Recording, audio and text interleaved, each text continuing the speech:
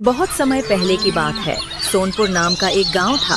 उस गांव के किनारे एक छोटा सा टूटा फूटा घर था। उस घर की दीवारों में दरारें तो थीं, पर उससे भी गहरी दरारें वहां रहने वालों के दिल में थीं। उस घर में सिर्फ 3 लोग थे, चंपा, उसकी सास सरला और उसकी मासूम बेटी मोनी। महज कुछ दिनों पहले ही चंपा के पति की मृत्यु हो गई थी। घर का चूल्हा जलता रहे, इसलिए चंपा गांव के एक रसूखदार धनीराम सेठ के यहाँ मजदूरी करने लगी। धनीराम, जो नाम का तो धनी था, पर दिल का उतना ही कंगाल। उसके काले कारनामे पूरा गांव जानता था। एक सुबह चंपा काम के लिए घर से निकल पड़ी। घर की जिम्मेदारियों और मोनी को सुलाने के चक्कर में वह थोड़ी लेट हो गई थी। जैसे ही वह सेठ की चौखट पर पहुंची, धनीराम उस पर चीख पड़ा।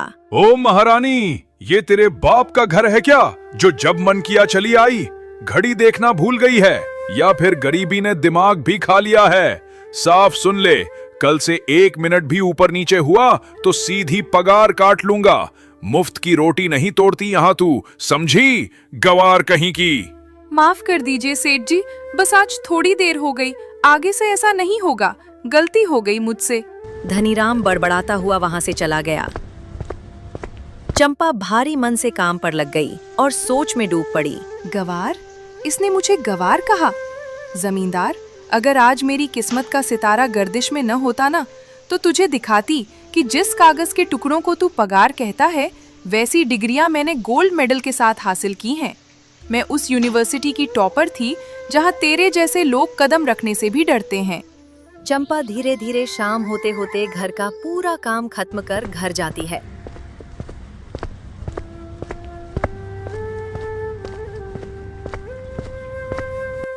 बिटिया, ये सब देखकर मेरा कलेजा मुंह को आता है।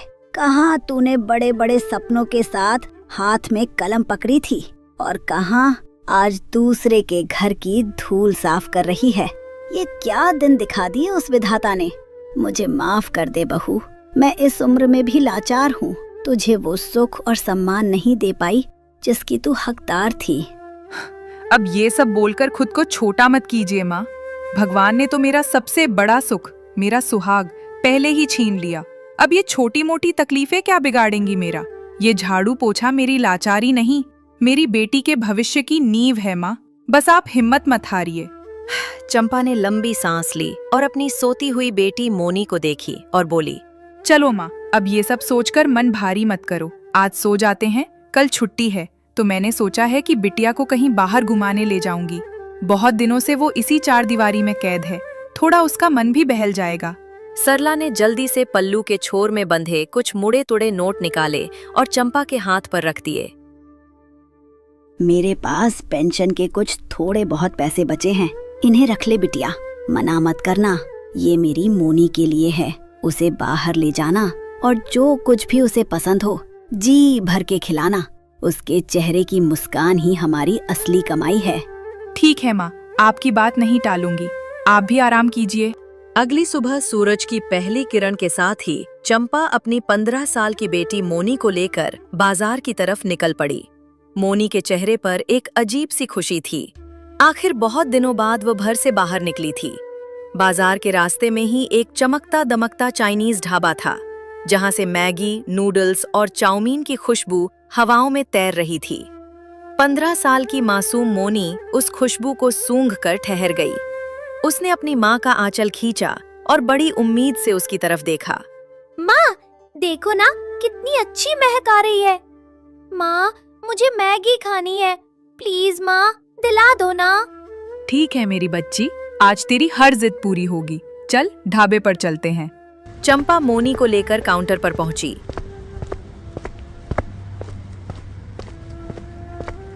वहां एक घमंडी किस्म का आदमी खड़ा था। चंपा ने शालीनता से उससे कहा, भाई साहब, मेरी बेटी को मैगी खानी है, जरा एक प्लेट बढ़िया सी मैगी लगा दीजिए। उस ढाबे वाले ने चंपा के साधारण और फटे पुराने कपड़ों को ऊपर से नीचे तक देखा और उसके चेहरे पर हिकारत के भाव आ गए। ए बहन जी, आगे बढ़ो आगे बढ़ो, यहाँ गरीबों के लिए कुछ नहीं मिलता। इस ढाबे का जो मालिक है ना, उसने साफ कह रखा है कि यहाँ गरीबों को कोई सेवा नहीं दी जाएगी। चंपा को धक्का सा लगा, पर उसने खुद को संभाला। भैया, मैं यहाँ भीख नहीं मांग रही हूँ, मैं इसके पूरे पैसे दूंगी। आप पैसे ले लीजिए और मेरी बेटी को मैगी दे दीजिए। यहां पैसे नहीं स्टेटस देखा जाता है बहन जी। अगर आज मैंने तुम जैसी गरीब को यहां बिठाकर खिला दिया और मेरे किसी अमीर ग्राहक ने देख लिया तो वो यहां आना बंद कर देंगे, मेरा धंधा चौपट हो जाएगा। भैया, मेरी बेटी का सपना है। आज पहली बार मैं इसे कहीं बाहर लेकर आई हूँ और पहली बार इसने मुझसे कुछ मांगा है। एक माँ का दिल रख लो भैया। मुझे माफ करो, अगर मैंने तुमको यहां कुछ भी दिया तो मेरी नौकरी चली जाएगी। भाई साहब, आखिर किसका है ये ढाबा?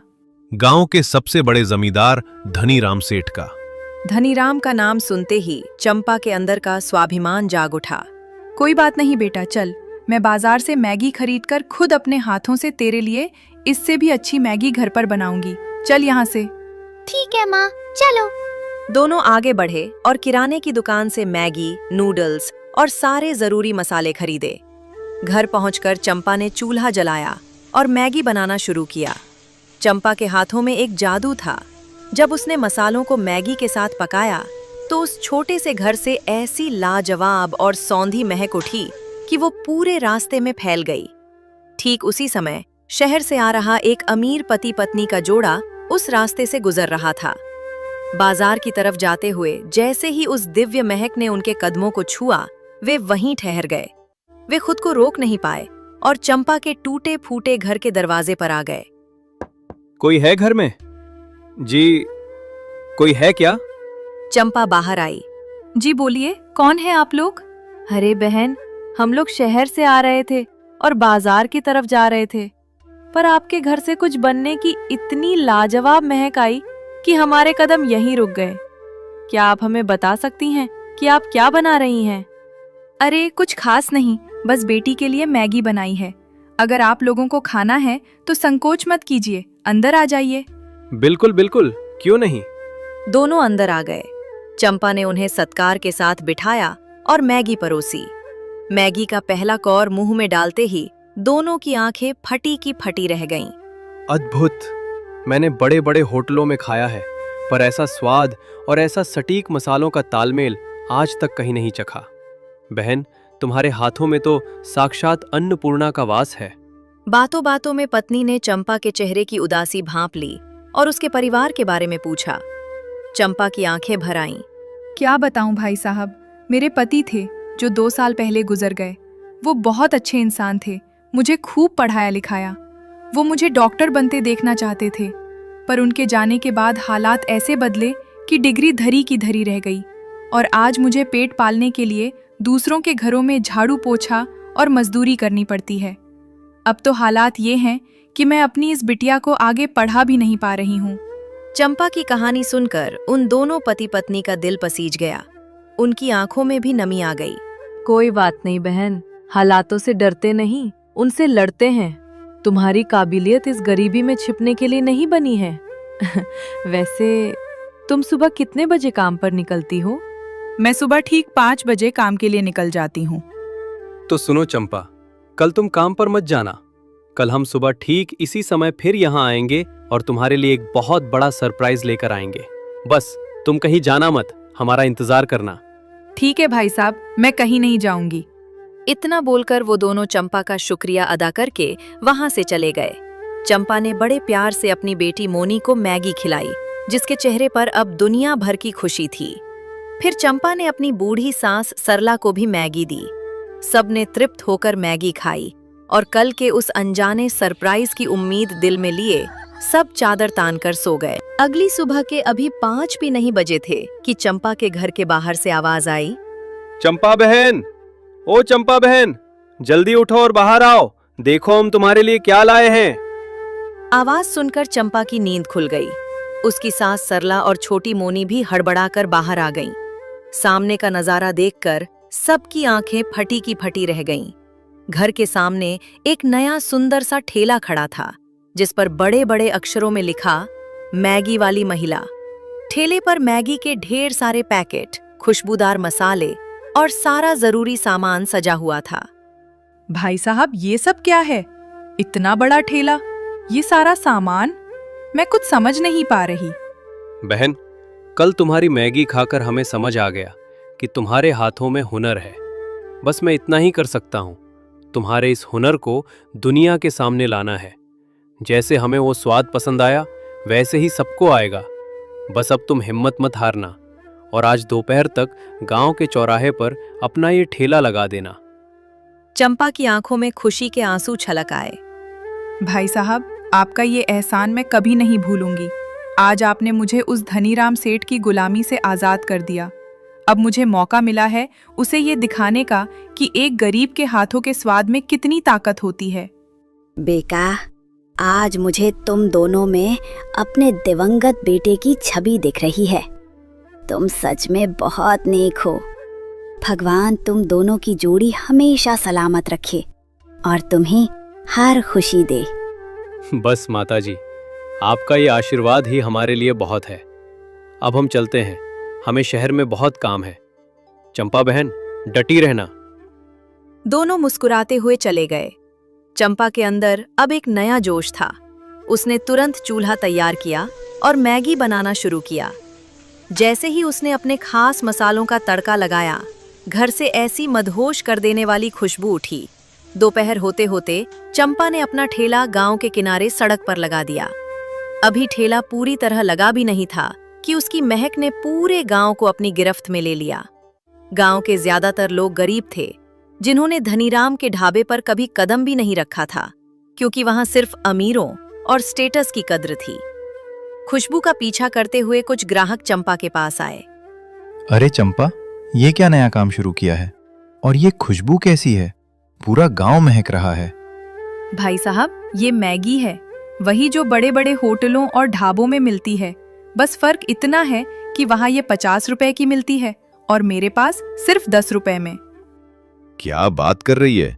हम तो हमेशा से इसे खाना चाहते थे, पर उस धनीराम की वजह से कभी हिम्मत नहीं हुई। चलो आज हमें भी खिलाई दो, देखें तो सही ये मैगी चीज क्या होती है। चंपा ने फुर्ती से 2 प्लेट मैगी तैयार की। जैसे ही उन दोनों ने पहला निवाला लिया, उनके चेहरे खिल उठे। वाह चंपा, क्या लाजवाब मसाले हैं। स्वाद ऐसा कि रूह खुश हो जाए। हम तो स्वाद के नशे में मदहोश हो गए। सच में चंपा, देर मत करो, एक एक प्लेट और लगाओ। जितनी महक अच्छी है, स्वाद उससे दुगना बेहतर है। चंपा ने मुस्कुराते हुए उन्हें एक एक प्लेट और दी। दोनों पैसे देकर और चंपा की तारीफों के पुल बांधते हुए वहां से गए। अब चंपा को समझ आ गया था कि उसके संघर्ष के दिन खत्म होने वाले हैं और उसके हाथों का जादू अब गांव के हर घर तक पहुंचने वाला है। देखते देखते ठेले पर भीड़ जमा हो गई और थोड़ी ही देर में सारी की सारी मैगी खत्म हो गई और वो घर गई। अगली सुबह चंपा फिर उठकर मैगी को अच्छे तरीके से बनाती है और ठेला उसी जगह पर लगा देती है। ठेला लगते ही 2 रईस आदमी उसके ठेले पर आते हैं। आइए बाबूजी, गर्मा गर्म ताजी मैगी तैयार है, सिर्फ 10 रुपए प्लेट। सिर्फ 10 रुपए? खुशबू तो लाजवाब है। चलो हमारे लिए 2 प्लेट लगाओ। चंपा ने फुर्ती से 2 प्लेटें तैयार की और उनके सामने पेश किया। जैसे ही करोड़ीमल ने पहला चमचा मुंह में डाला, उसकी आंखें फटी की फटी रह गईं। अद्भुत, अविश्वसनीय। माखनलाल, ऐसा स्वाद आज तक कहीं नहीं चखा। हाँ भाई, स्वाद तो ऐसा है कि बंदा उंगलियां चाटता रह जाए। लो बहन, ये तुम्हारे पैसे और ये ऊपर से इनाम। माफ कीजिएगा बाबूजी, मैं सिर्फ अपनी मेहनत की कीमत लेती हूँ, इनाम या खैरात नहीं। दोनों रईस चंपा के इस स्वाभिमान और स्वाद के कायल हो गए। वे पैसे देकर सीधे धनीराम सेठ के आलीशान ढाबे की तरफ बढ़ गए। आइए सेठ जी, बैठिए। आज हमारे शेफ ने खास शाही नूडल्स तैयार किए हैं। कितनी प्लेटें लगवाऊं? रहने दो धनीराम, तुम्हारे इस शेफ और नूडल्स में अब वो दम नहीं रहा। तुम्हारे कारीगरों में वो हुनर ही नहीं है। क्या आप लोग ये क्या कह रहे हैं? भला इस गांव में ऐसा कौन है जो मेरे मुकाबले का खाना बना सके? गांव के किनारे एक महिला ने मैगी का ठेला लगाया है, हम वहीं से खाकर आ रहे हैं। तुम्हारी 50 रुपए वाली मैगी उसके 10 रुपए वाले स्वाद के सामने बिल्कुल फीकी है। क्या? कौन सी औरत? ऐसा नहीं हो सकता। मैं अभी जाकर देखता हूं कि किसकी इतनी मजाल हुई। धनीराम सेठ का अहंकार बुरी तरह आहत हो चुका था। वो गुस्से से कांपता हुआ सीधे चंपा के ठेले की तरफ भागा। तू चंपा, तेरी ये हिम्मत! कल तक जो गंवार मेरे घर पर झाड़ू पोछा करती थी वो आज मेरे सामने दुकान खोलेगी। सेठ जी, दुकान छोटी है पर मेरी अपनी है। मेहनत की रोटी कमा रही हूँ। तू यहाँ बस 1-2 दिन की मेहमान है, उसके बाद तेरा ये सब कुछ खत्म कर दूंगा मैं। अभी तो सिर्फ शुरुआत है धनीराम सेठ जी। आप पैसों के घमंड में अंधे हैं, पर हुनर किसी की बपौती नहीं होता। बहुत जबान चलने लगी है तेरी। अभी बताता हूं तुझे, इस ठेले को तो मैं अभी नाली में पलट देता हूं। धनीराम का गुस्सा 7वें आसमान पर था। वो चंपा को धमकाने लगा और ठेला पलटने के लिए आगे बढ़ा। तभी अचानक पीछे से एक कड़क और रौबदार आवाज गूंजी। वो वही परदेसी जोड़ा था। खबरदार धनीराम, अगर एक कदम भी आगे बढ़े तो सीधे जेल जाओगे। आप कौन है भाई साहब, और मेरे बीच में क्यों आ रहे हैं? पहचाना मुझे? मैं तुम्हारे यहाँ मजदूरी करने वाले हरिया का बेटा हूँ और आज मैं इस जिले का कलेक्टर बनकर वापस आया हूँ। अरे नीतीश बाबू, गलती हो गई सरकार, मुझे माफ कर दीजिए। मैं तो बस ऐसे ही गलती हो गई। मुझसे नहीं, चंपा बहन से माफी मांग और यहाँ से दफा हो जा। सेठ ने चंपा से माफी मांगी और वहां से भाग गया। ये देख चंपा बहुत खुश हुई। सीख दोस्तों, अक्सर हम जब कभी जिंदगी से हारते हैं तब हमारे जीवन में कोई ऐसा शख्स जरूर आता है जो हमारी पूरी तकदीर बदल देता है। इसलिए कभी हार न माने, अपने हुनर पर भरोसा रखें। वक्त बदलता जरूर है,